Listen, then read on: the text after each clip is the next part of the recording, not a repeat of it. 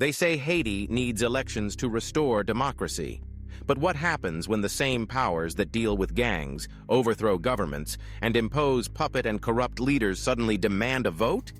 This isn't democracy, it's theater. And Haitians are finally saying, no more. For decades, the OAS, UN, and core group nations have used elections as tools to control Haiti and its people. From banning political parties to doctoring results, they've manufactured crises to justify foreign interference and intervention. Now, as gangs reign and hunger spreads, they're pushing another vote just like 2010. Here's why Haitians are rejecting their script. The 2010 playbook, How Elections Become Coups, the silent coup.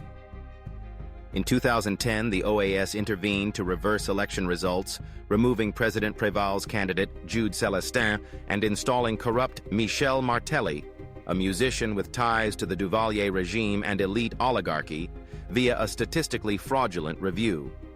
Former OAS Representative Ricardo Saitenfus revealed that a core group, US, France, Canada, UN, OAS, planned this as a silent coup, days after the vote. Engineering legitimacy. The 2010 election was held amid catastrophe. More than 1.5 million displaced by the earthquake. Cholera outbreak introduced by Nepal UN troops. Only 23% of registered voters could participate, yet the OAS certified the process. The aftermath. Corrupt Martelly dissolved parliament, ruled by decree, and oversaw more than $2 billion in Petro-Caribe theft. Gangs expanded under his protection, armed with weapons from the US and the proxy Dominican Republic.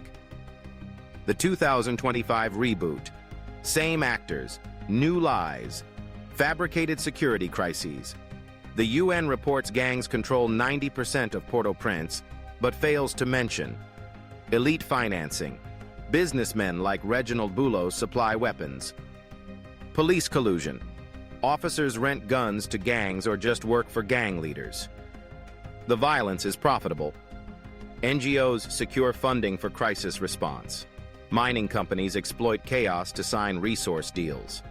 Unconstitutional CTP signing ports deal. Corrupt politicians use gangs to clear opposition areas. The OAS roadmap farce.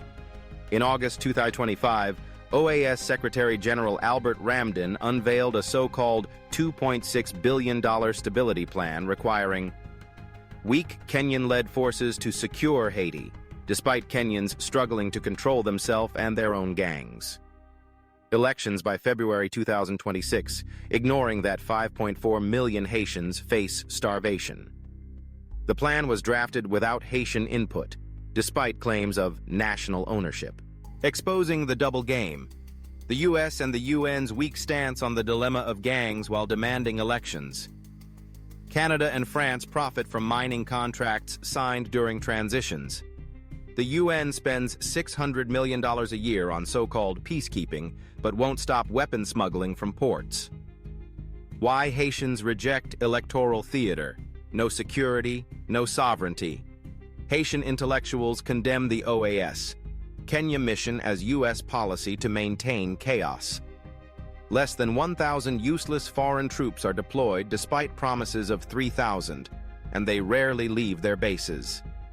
Historical trauma. Every OAS, UN-backed election since 2004 has created more problems for Haitians than help. Installed corrupt puppet leaders, Martelly, Conil, Henry, TPC. Deepened poverty while elites loot resources. The people's resistance. Grassroots movements demand removal of the corrupt CTP immediately and replace it with a people's choice, not foreign. Prosecution of Petro-Caribe thieves. The UN need to release the full list of corrupt Haitian leaders and the elite oligarchy. Disarmament of gangs, a sovereign constitutional assembly. Slogans like Jésus pas n'envier élection ça. Jesus isn't in this election. Spread on social media. The alternative, what Haiti really needs. Justice before votes.